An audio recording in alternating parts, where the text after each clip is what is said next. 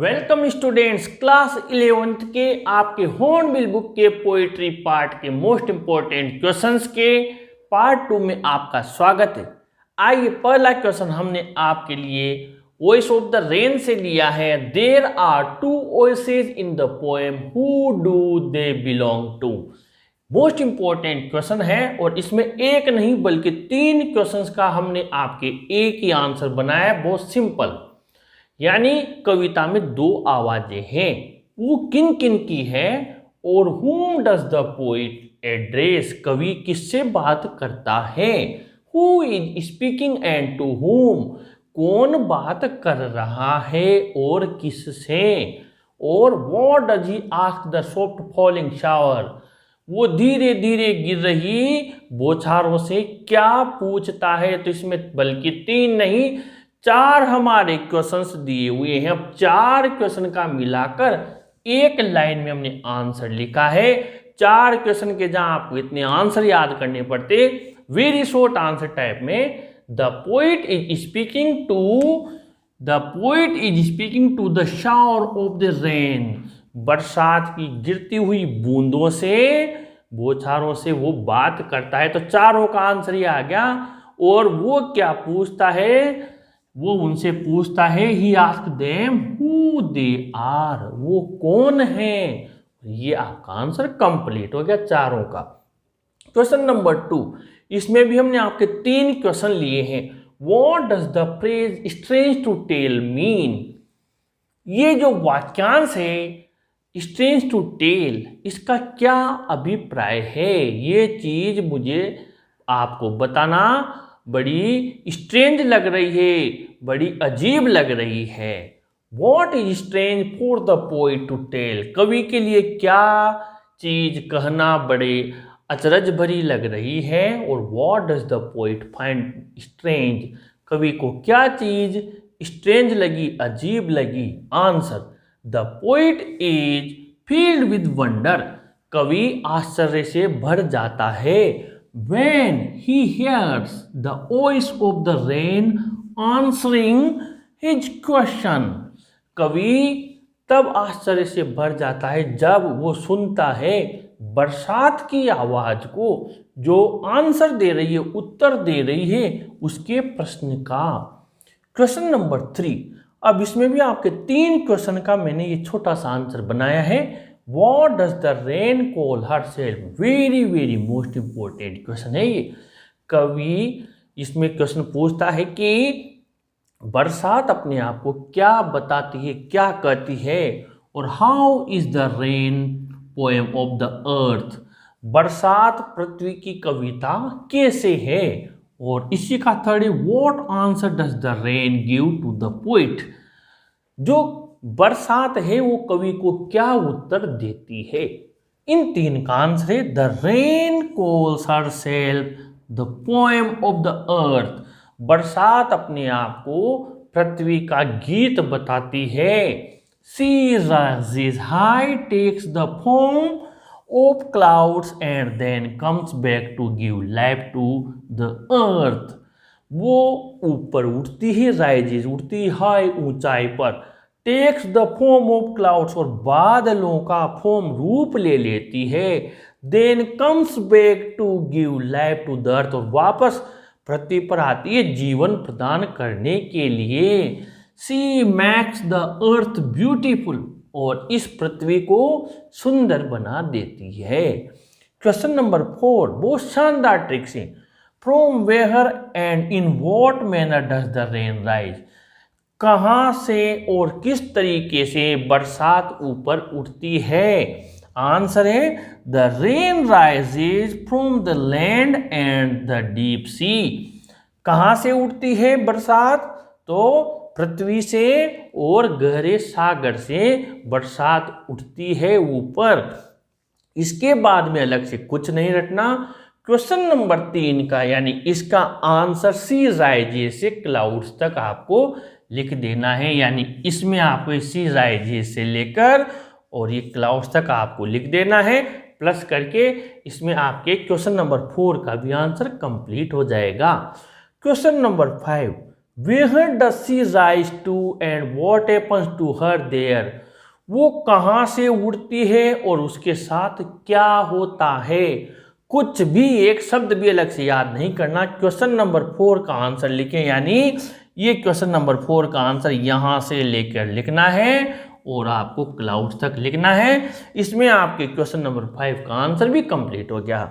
Question number 6, इसमें हमने आपकी टोटल देख लीजिए आप 5 क्वेश्चंस लिए हैं, 5 का मिलाकर ये छोटा सा आंसर बनाया है। अब समझ लीजिए, what does the rain do when descend to the earth, बरसात जब पृथ्वी पर डिसेंड करती, डिसेंड यानी कम्स आती है, तब क्या होता है, वो क्या करती है।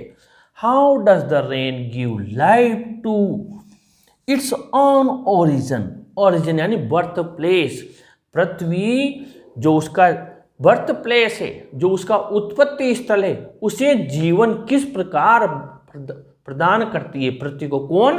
रेन, बरसात।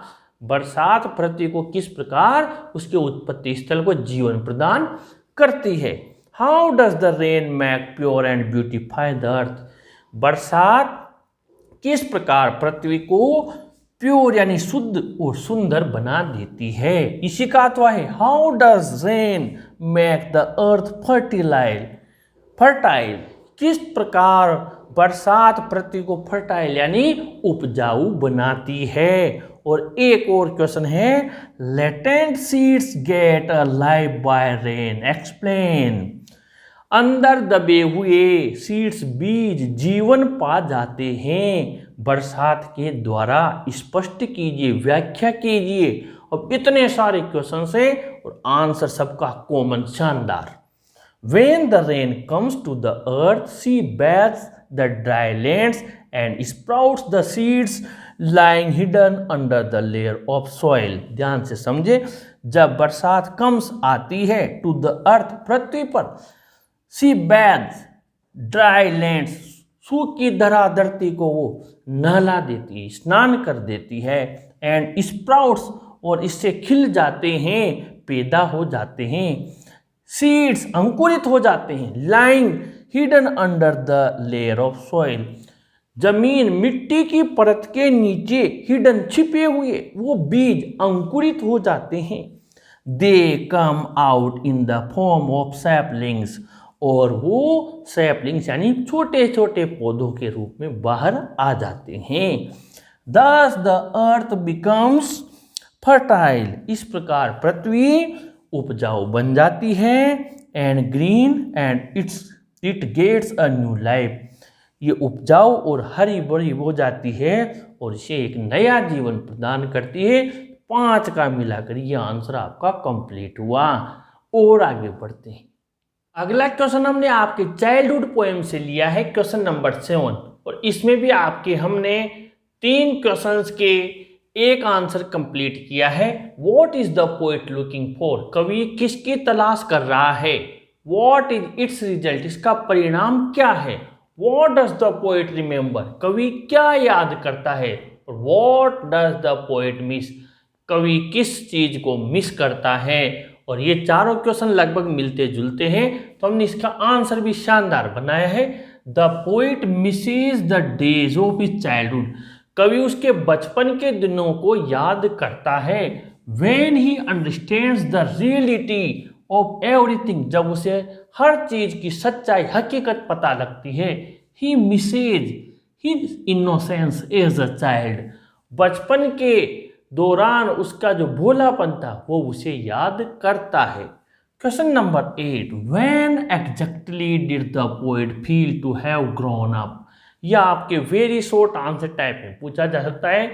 एग्जैक्टली यानी सटीक तौर पर, सही तरीके से कवि को कब महसूस होता है कि अब वो ग्रोन अप हो गया है, बड़ा हो गया है, किशोर हो गया है।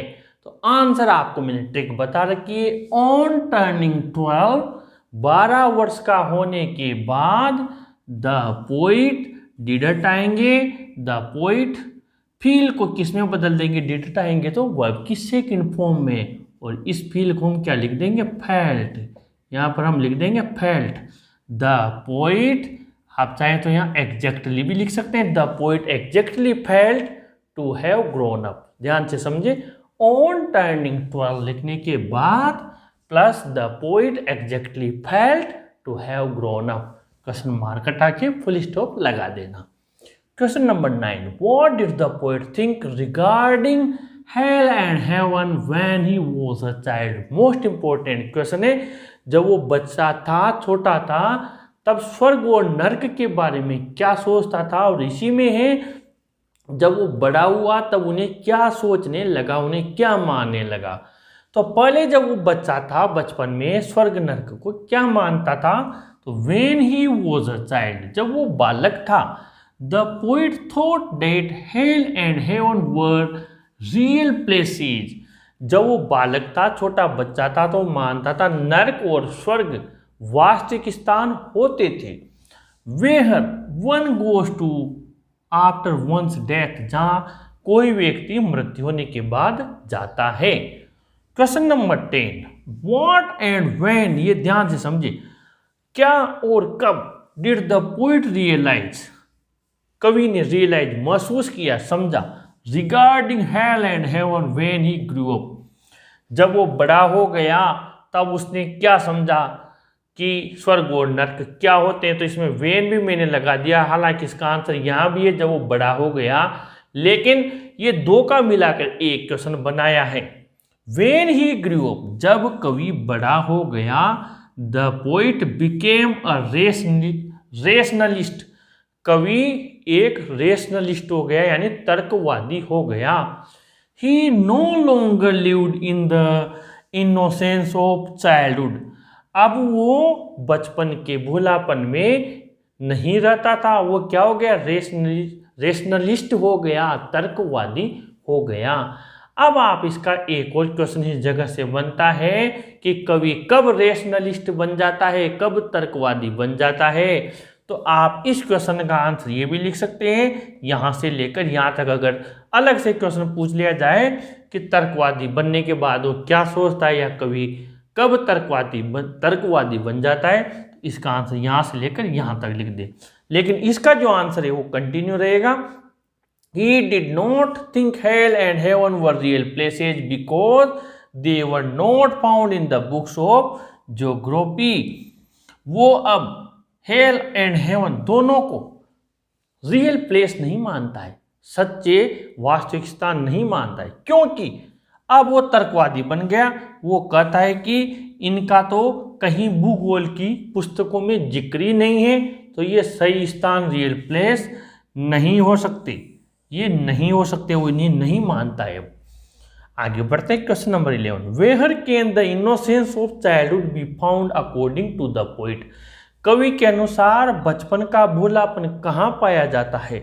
तो आंसर है the innocence of childhood can be found, ये तो क्वेश्चन में से लिखा है, hidden in the face of an infant, एक शिशु के चेहरे में कहीं छिपा हुआ मिलेगा आपको बचपन का भोलापन।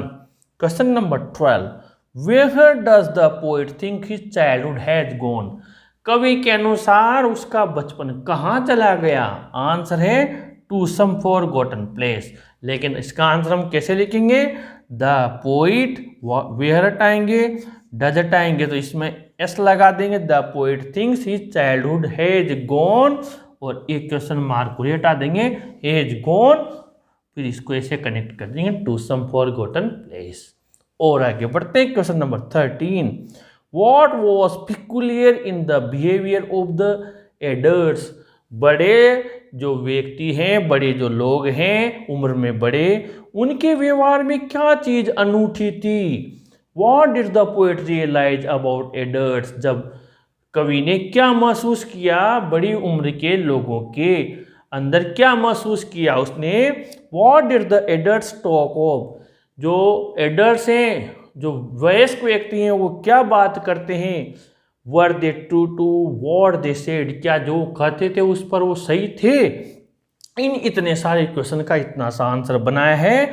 According to the poet the adults talked of love and preached of love, जो बड़े बुजुर्ग लोग हैं प्रेम की बातें करते हैं, प्रेम के प्रीच्ड यानी उपदेश देते हैं। बट ही रियलाइज्ड, लेकिन उसने महसूस किया डेट की they were not true to what they said, लेकिन वो जो कहते थे वो उस पर बिल्कुल भी सच्चे नहीं थे, यानी बिल्कुल उनके व्यवहार में झूठ था, झूठापन था। दे प्रिटेंडेड टू बी गुड, वो नाटक करते थे टू बी गुड, अच्छा बनने का, बट इन रियलिटी, लेकिन सच्चाई में, हकीकत में, दे वर नॉट सो, लेकिन वैसे नहीं थे।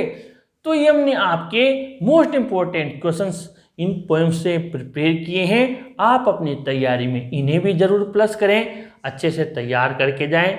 फिर नए वीडियो में नए चैप्टर के मोस्ट इंपॉर्टेंट क्वेश्चंस के साथ आपसे मुलाकात होगी। इस वीडियो को अपने फ्रेंड्स को जरूर शेयर करें, जरूर लाइक करें और अपने चैनल को भी जरूर सब्सक्राइब करें स्टूडेंट्स। Thank you.